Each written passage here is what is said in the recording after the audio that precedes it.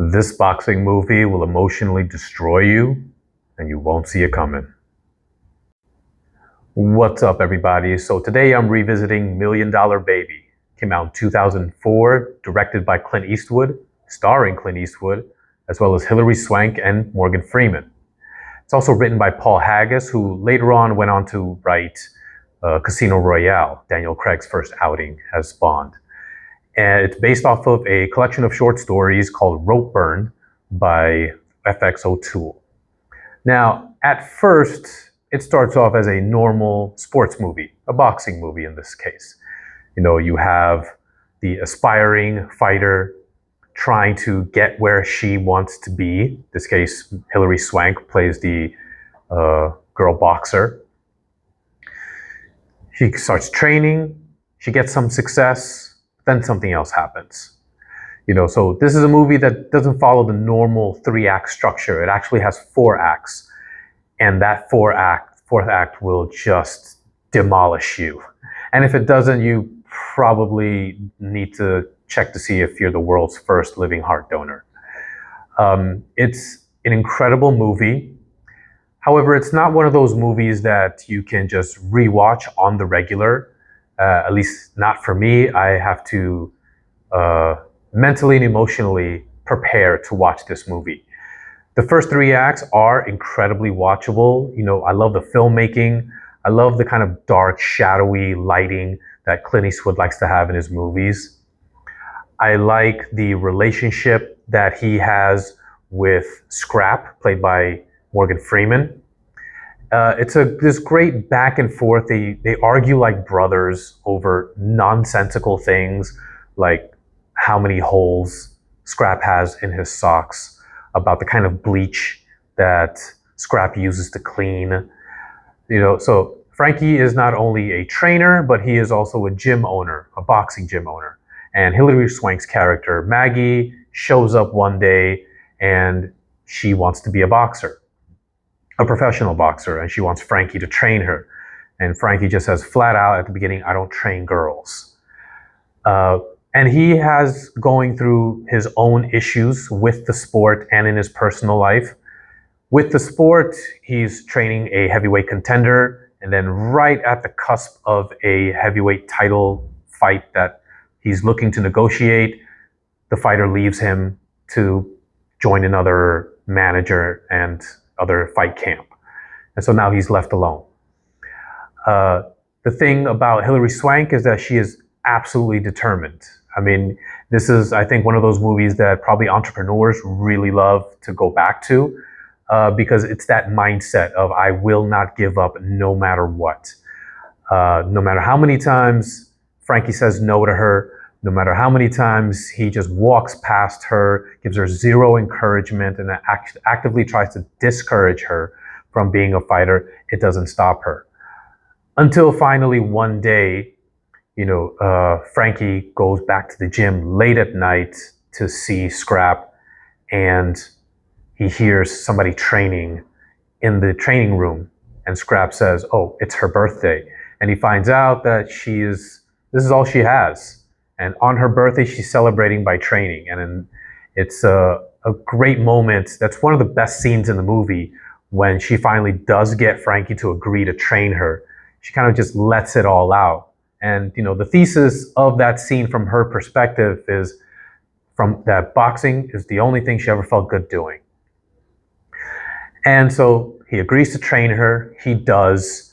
And Morgan Freeman plays an interesting role in this because he's kind of, like, I wouldn't say the moral center, but he's definitely like the emotional center, I think, like the cornerstone that kind of holds everything together. And so he's also the narrator.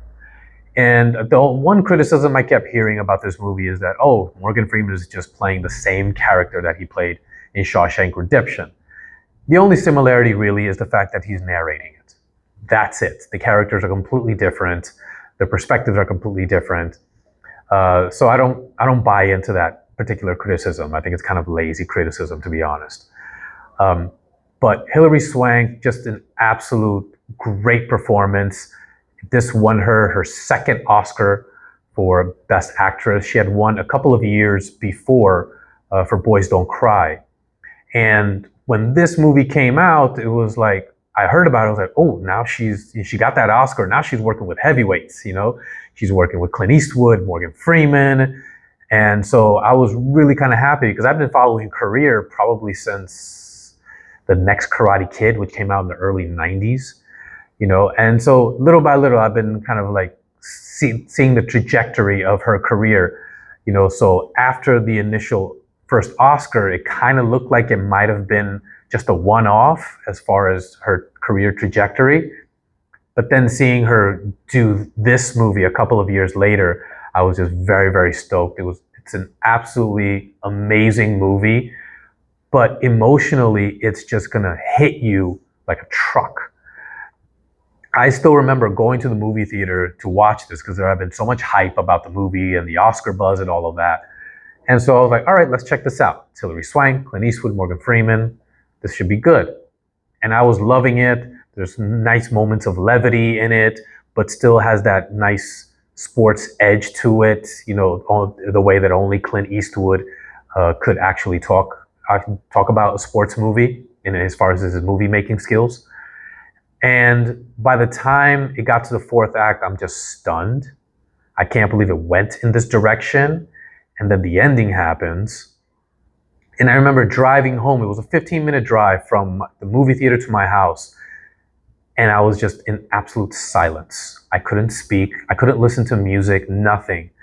I just had to process everything that happened because I couldn't believe a sports movie would go in that direction, not just from a story perspective, but from an emotional one. You're used to having these sports movies be inspirational and exhilarating, and kind of like this ecstatic feeling. I'm thinking of Rocky, or Major League. Name any sports movie, it always has that great triumphant ending. And this didn't do that at all. And so it just kind of leaves this scar, but it's a beautiful scar, if I were to say so. And it's just all around well made. And when the Oscar season came around, and then you see that even Clint Eastwood got a nomination for Best Actor. It's one of his best performances. Even by then, I think he's 90 now, so he's in his 70s, and he delivers such an incredible performance. He didn't win, but that's okay. But I do remember him winning for Best Director. The movie won Best Picture. Hilary Swank, as I mentioned, won Best Actress. And of course, Morgan Freeman finally got his due and won Best Supporting Actor. And so I did really kind of wish Paul Haggis got his Oscar for Best Adapted Screenplay. But it is what it is. He's still one of the great writers working today.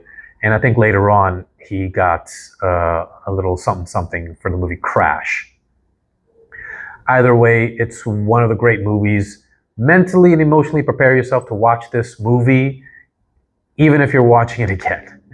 It's one of those movies I would love to rewatch from beginning to end on the regular, but it's a heavy lift emotionally, but totally worth it if you're up for it. Anyways, what about you guys? Let me know what you think in the comments below. Smash that like button, click subscribe, and I'll see you guys next time.